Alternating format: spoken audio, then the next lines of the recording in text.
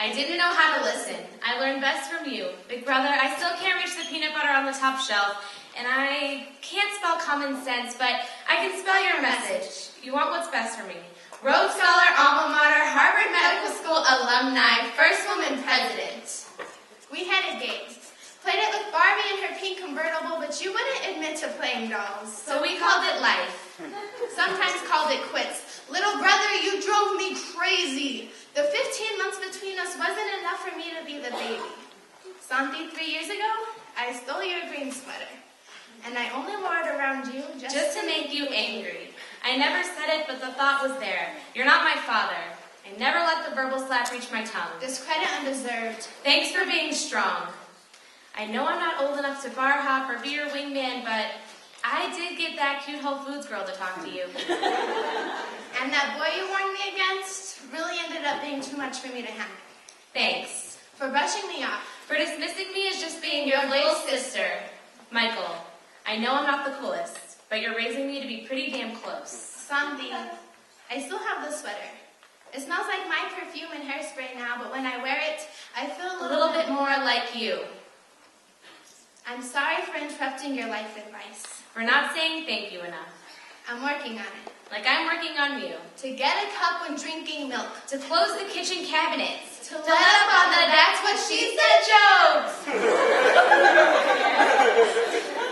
The 15 months between us wasn't enough for me to be the baby. You stole my thunder. Yeah, you taught me love. Thanks. For brushing me off. For dismissing me as just being your little sister. Big brother, thank you for spending every Saturday night with me playing video games. I'm sorry for screaming every time you tried to kiss my cheek, but you have to understand, you had cooties! The worst possible case known to mankind, in fact. And I'm sorry that I told all your friends that. My sole childhood mission was to make things difficult for you. Even though you have only ever wanted the best for me. Rhodes Scholar, alma mater, Harvard Medical School alumni, first woman president. Don't worry, I'm working on it. So just know, I promise, I'll listen next time.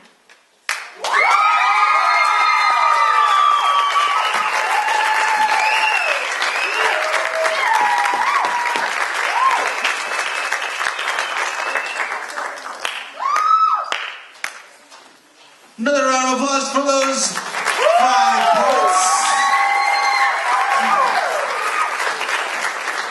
All right, we're in the home stretch, so we got to get that energy up. So everybody give me a nice big cheer.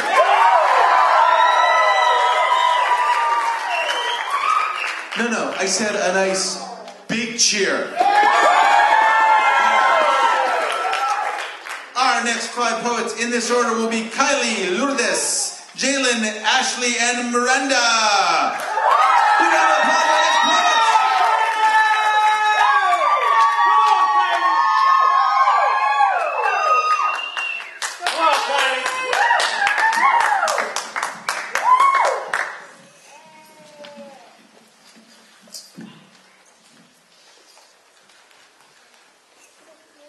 Childhood days engrave my mind with dew-stained teas, scraped knees. Days of rolling down lustrous green hills as spontaneous as dolls grow wings.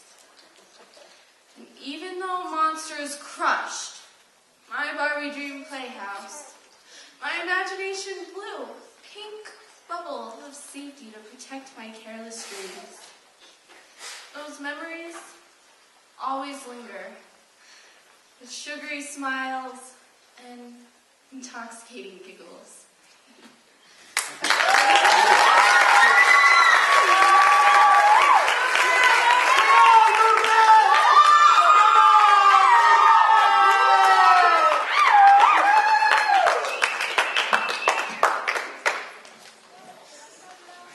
His best memory is her small yard cell. If only she was still well and alive. He suffers for what he did in this hell. The memory takes his will to survive. The memories indented in his mind was no accident. He shoved her. She fell. He remembers her as gentle and kind. They found her body with stories to tell. Outside the jail bars, he looks at the clock. His small sister's funeral's at 12 point. From his jail cell, down the street, turn a block. Tears pierce his heart and pain freezes his joints. The clock strikes 12. Realizes he'll miss her. His only family was his young sister.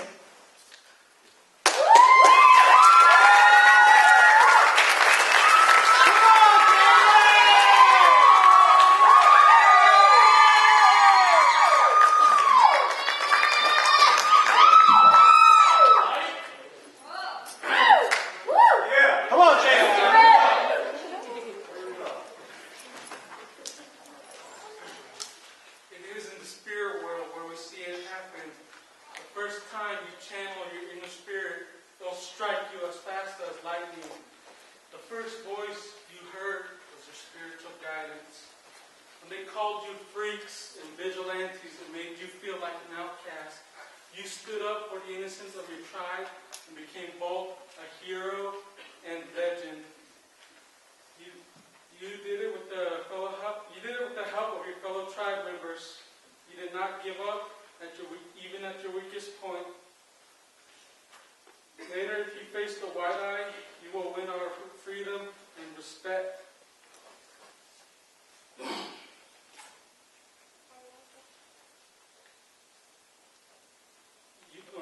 If your buddy stood by your side until the end, then we could have won the war. But you soon witnessed them give their lives in order to protect yours. You then realized it wasn't courage they had shown, it was love. And now they have had an honorable warrior's death.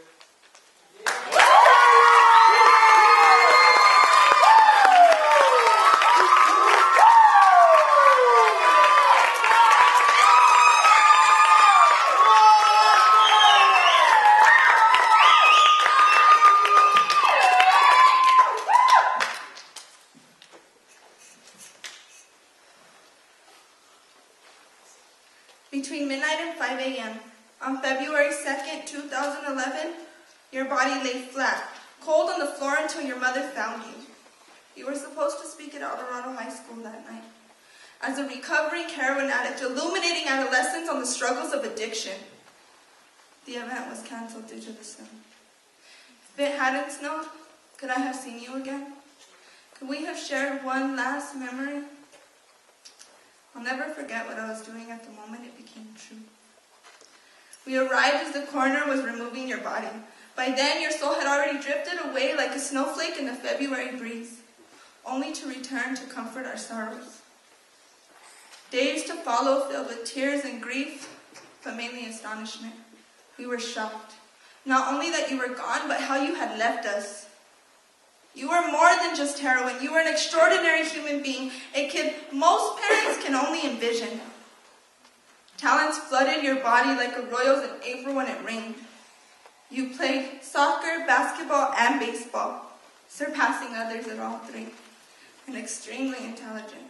And during my hardest times, you acted like a big brother to me. And for that, I thank you. Just wish I would have had a chance to return the favor, but your dilemma was kept a secret from the majority of those who loved you, and who will continue to love you no matter what happened. At your services, I look back. I had never seen a church so full. From your preschool teacher to your varsity coaches and everyone in between. As I listened to the remarkable stories about you, we were not mourning your death, but celebrating the wonderful life you had lived. The next day, the funeral parade stretched on for miles. You looked so handsome as we approached you with our last goodbyes. You were only 19 when that black demon took you, but your disappointment is gone, and your addiction is over.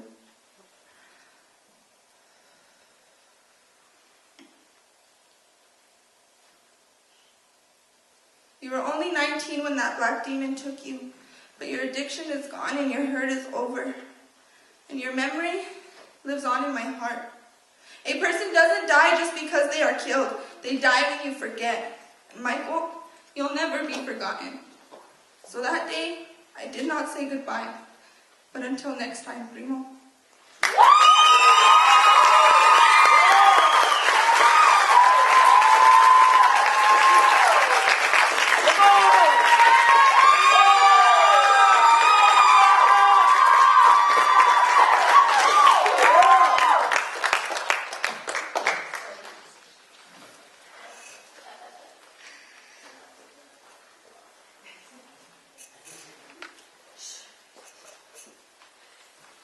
Monday. 6-year-old Jenna found childhood in lemonade that pretended to be a steaming cup of tea. Jenna soon learned when tea parties were over, Daddy would tuck her in a little too tight. Tuesday. 6-year-old Jenna found ordinary innocence in her sparkling princess tiara. She would glide across the lipstick-stained carpet, twirling in circles, shimmering her princess charm. Jenna soon learned, when dress-up was over, Daddy would take off her plastic jewelry, coming a little too close. Wednesday. 6-year-old Jenna found happiness in her stuffed dog she called Kitty. She would announce, "Da-da-da! This is a puppy, ladies and gentlemen. His name is Kitty. Just look at the fluff on him." Pretending she was in a dog show, always winning the gold chocolate disc. Jenna soon learned, when her father would help her groom her dog, he would hold her arms from behind, breathing a little too uncomfortably. Thursday. 6-year-old Jenna found freedom in her glitter-painted bike. She would stamp mud handprints on already dirty handlebars. Jenna soon learned, when she would fall and skin her knee, Daddy would rub her wound, coming a little too high. Friday. 6-year-old Jenna found expression through her Barbie dream house. She always thought Barbie's plastic smile matched her own. Jenna soon learned, when she was living her dream life through Barbies, Daddy would watch her play, staring a little too hard. Saturday.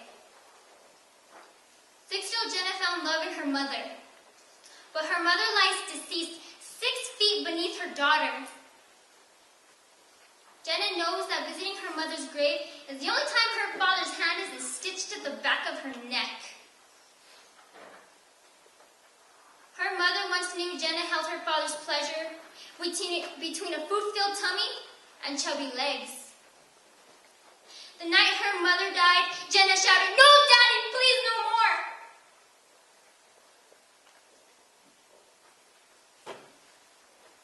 Sunday.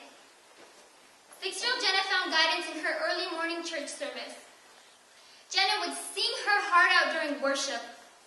She always looked at her youth pastor as a better father.